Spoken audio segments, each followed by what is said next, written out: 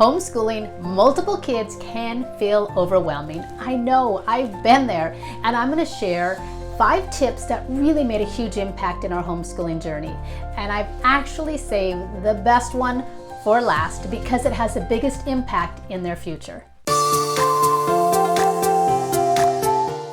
Hi, I'm Nancy Marie Peterson, and I've been homeschooling for over 20 years, and I have got multiple of kids. I think at one point I had a kindergartner, I had like a 3rd grader, a 6th grader, and 3 high schoolers, and it was a lot. And it seems like everybody needed mom at the same time. It can be calm and smooth, and then all of a sudden it's mom, mom, and it feels overwhelming. So I just want to jump in and share a few tips that have made a tremendous impact on my homeschooling. So the first one is systems.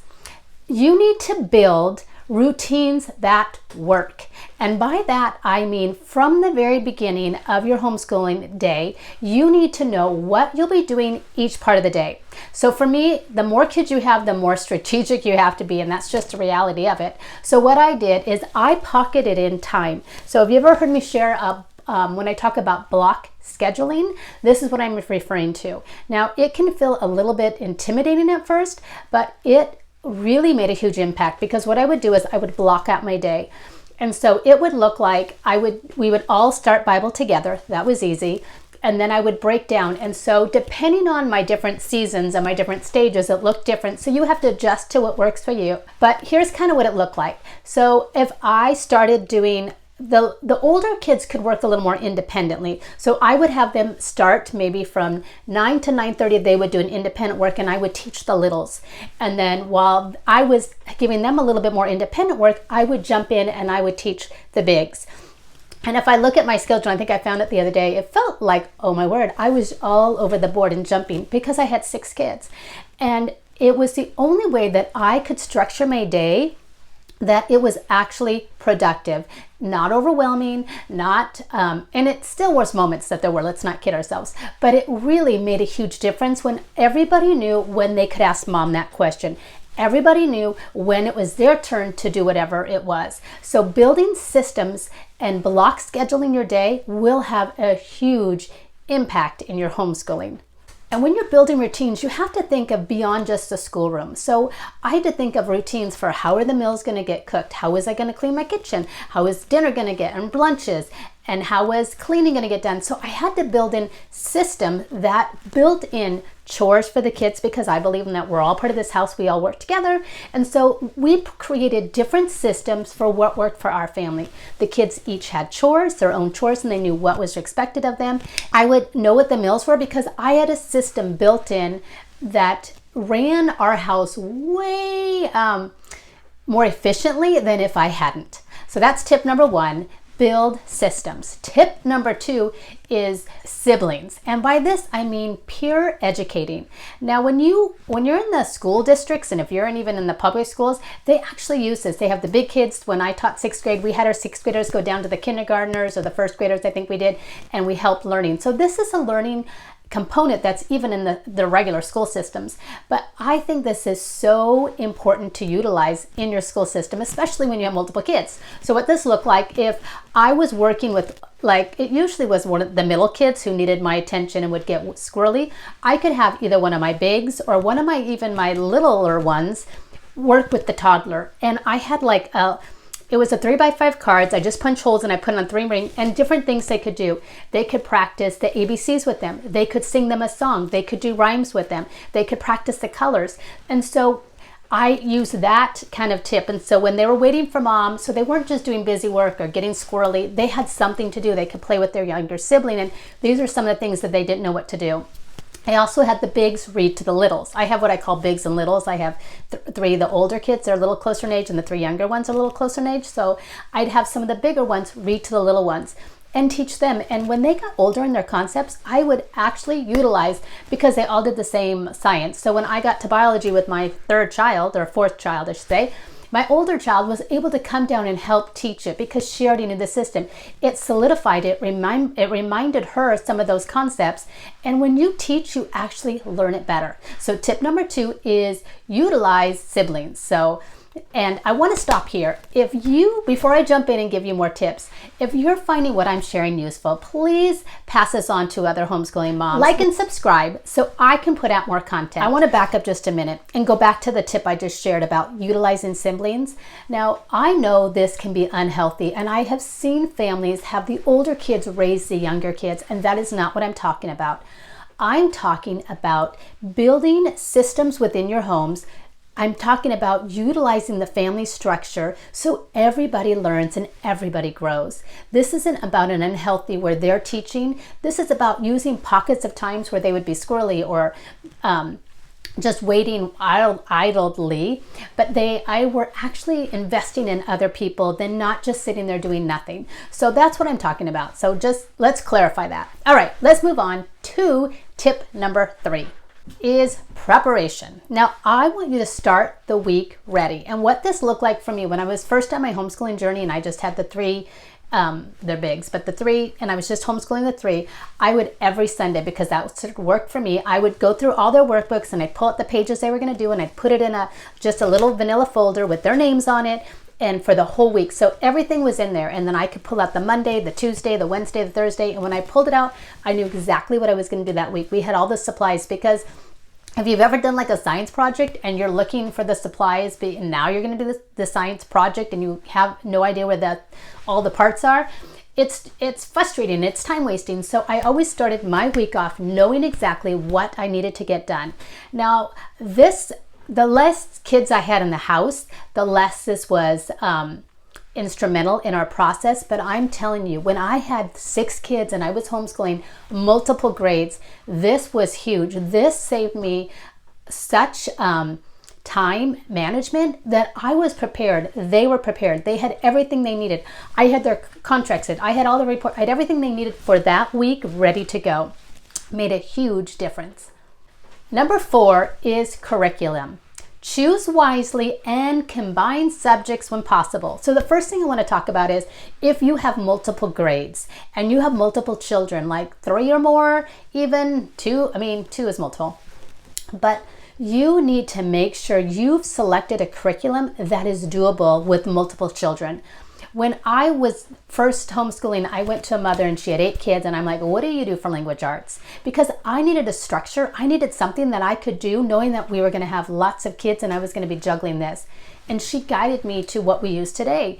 It's basic, it's not exact, fluffy and have all this stuff. It was just the bare bones, and I could add stuff to it. That worked for our family. So when you're selecting curriculum, you need to be careful when you have multiple grades that you're juggling, that you don't have all of this is for 1st grade, all of this is for 3rd grade, and you have a 6th grader that's using 3 different curriculums and you're trying to juggle. So really choose your curriculum carefully. And the other part is combine subjects when you can. Now, we always do Bible together. We've always done history pretty much together. So I teach to the bigger kids and I expect a lot less of the little ones. So right now I'm doing sunlight, and we do 2 years of sunlight. And my son, who's 15 now, I think he's heard it. Well, probably 4 or 5 times he's heard these stories. And so I'm not sure how I'm going to do it this year. But he's like, Mom, I remember the story when you read it to the other children.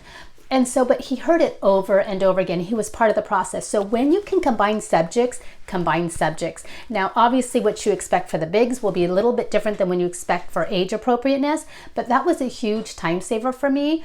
And I always kind of taught more towards the older ones and brought up the others, and then try to make it more accommodating for each child. So that's tip number 4. And tip number 5 is probably the best, the most life altering, that has affected my adulting kids the most. Tip that I will share with you is resourcefulness.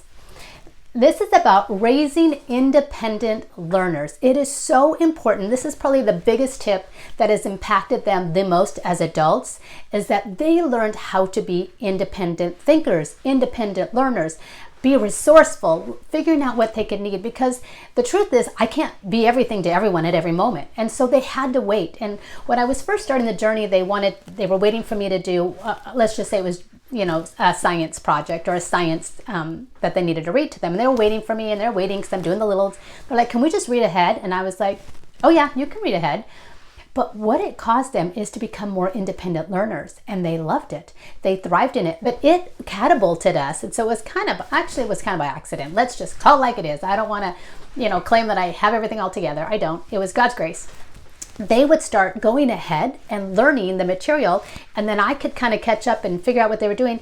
And the more they got ahead, the more they thrived, and the more they did it on their own, and the more they enjoyed it, not having to wait for me, and they could go at their own pace. It was huge. And even in college, when my firstborn went to college and she was sitting in class and all the kids were, they had studied something, and all the kids were all complaining because they're like, well, you didn't tell us this or this. And my daughter said, well, it was in the reading material. It was in the book. Nobody had read the book but her. And she was like, Mom, I couldn't believe it. They didn't even open the book to look and see what it said. And so she was already taught to be resourceful, to be independent, to learn how to learn. So when she couldn't figure something out, or when he couldn't figure something out, they had tools. And one of the tools that I used for resourcefulness, and this could go in other tips, but I created contracts for my kids. So my kids knew this is what they had to do. And there are certain years that I did them in order, like they couldn't just skip on the contract. They had to do this, this, and then this.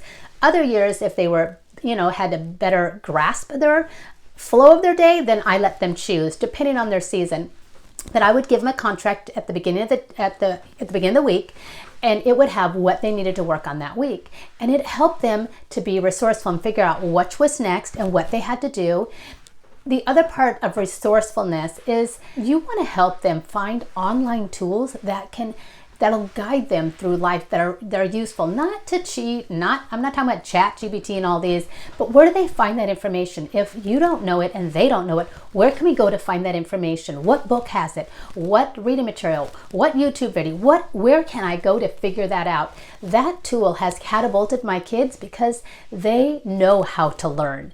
And that was probably one of the best tips that I could share with you that made the biggest impact in our homeschooling journey for them into adulthood. Homeschooling multiple ages isn't about being perfect. It's about being confident in the systems, preparation that you do, utilizing the family structure, teaching them resourcefulness.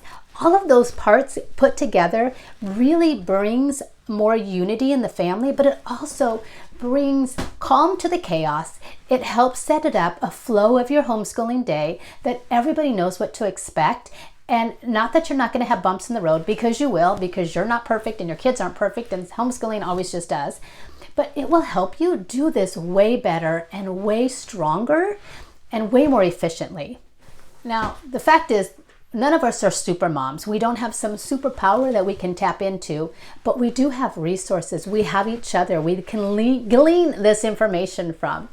And all it takes is implementing strategies that help you be a better mom and to better facilitate the learning in your home.